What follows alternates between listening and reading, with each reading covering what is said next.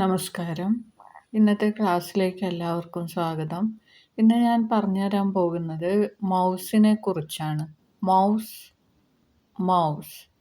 Mouse എന്ന് പറഞ്ഞാൽ ശരിക്കും ഇംഗ്ലീഷ് പദാർത്ഥം എന്ന് പറഞ്ഞാൽ ചുണ്ടലി എന്ന അർത്ഥം. ചുണ്ടലി. ചുണ്ടലി എന്ന് പറഞ്ഞാൽ എന്താ? ചെറിയൊരു ഒരു ഉരുണ്ട ശരീരവും ഒരു വാലൊക്കെ ആയിട്ട് അതേ ഷേപ്പാണ് നമ്മൾ ഈ മൗസ് എന്ന് പറയുന്ന ഉപകരണത്തിനുള്ളത്.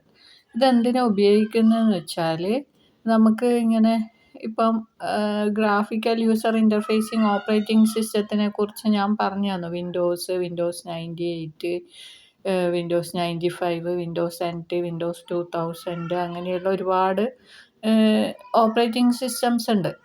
അപ്പോൾ ആ ഗ്രാഫിക്കൽ യൂസർ ഇൻ്റർഫേസിങ് ഓപ്പറേറ്റിംഗ് സിസ്റ്റത്തിൻ്റെ കൂടെ ഉപയോഗിക്കുന്ന ഒരു ഇൻപുട്ട് ഡിവൈസാണ് മൗസ്. അപ്പോൾ ഈ മൗസിന് ൻ്റെ രൂപം അങ്ങനെ ആയതുകൊണ്ടാണ് അതിനെ അങ്ങനെ മൗസ് എന്ന് വിളിക്കുന്നത്. അപ്പോൾ അതിൻ്റെ ശരിയായ പേര് എന്ന് പറഞ്ഞാൽ പഗ് എന്നാണ്. PUCK. അപ്പോൾ ഈ പഗ് എന്നുള്ള ഈ ഉപകരണത്തിന് മൗസ് എന്ന് പേര് വരാൻ കാരണം അതിൻ്റെ രൂപം കൊണ്ടാണ്. പിന്നെ എന്താണെന്ന് വെച്ചാൽ മൗസ് സാധാരണയായിട്ട് ഉപയോഗിക്കുന്നത് ഗ്രാഫിക്കൽ യൂസർ ഇൻ്റർഫേസിങ് ഓപ്പറേറ്റിംഗ് സിസ്റ്റത്തിലാണെന്ന് പറഞ്ഞു.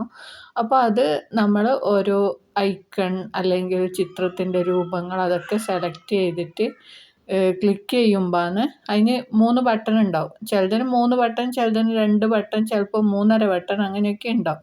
അപ്പോൾ ആ ഇടതുവശത്തെ ഇത് ക്ലിക്ക് ചെയ്താൽ നമുക്ക് സെലക്ട് ചെയ്യാനും, വലതുവശത്തെ സെലക്ട് ചെയ്ത് കഴിഞ്ഞാൽ പ്രോപ്പർട്ടീസ് എന്ന് പറഞ്ഞിട്ടൊരു ഡയലോഗ് ബോക്സാണ് കിട്ടുക. അതിൻ്റെ അകത്തുനിന്ന് അതിൻ്റെ പ്രോപ്പർട്ടീസ് നമ്മുടെ വിൻഡോസിനകത്തുള്ള ഓരോന്നിൻ്റെയും പ്രോപ്പർട്ടീസ് ചേഞ്ച് ചെയ്യാൻ പറ്റും, ഗുണങ്ങൾ.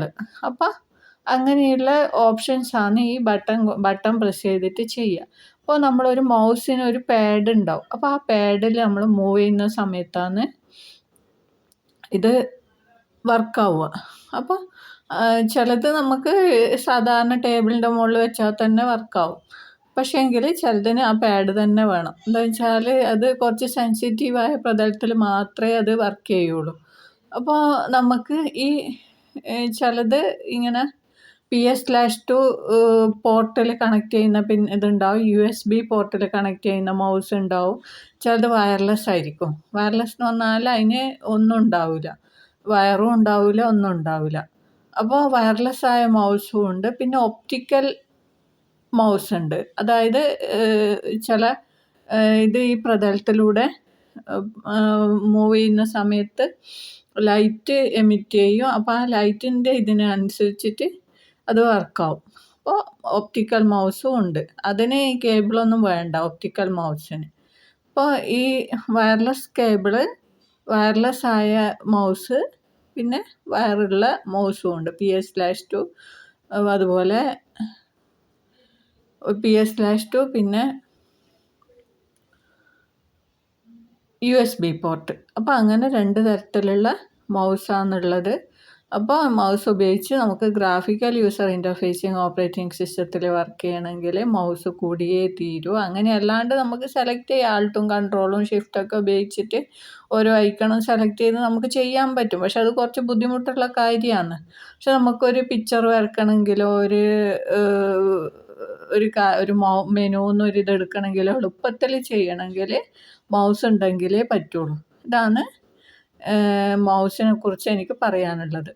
അപ്പോൾ ഇന്നത്തെ ക്ലാസ് ഇവിടെ കഴിഞ്ഞു. എല്ലാവർക്കും നന്ദി, നമസ്കാരം. എൻ്റെ ക്ലാസ് ഉപകാരപ്പെടുന്നുണ്ടെങ്കിൽ ലൈക്ക് ചെയ്യാനും ഷെയർ ചെയ്യാനും സബ്സ്ക്രൈബ് ചെയ്യാനും മറക്കരുത്. എല്ലാവർക്കും താങ്ക്സ്.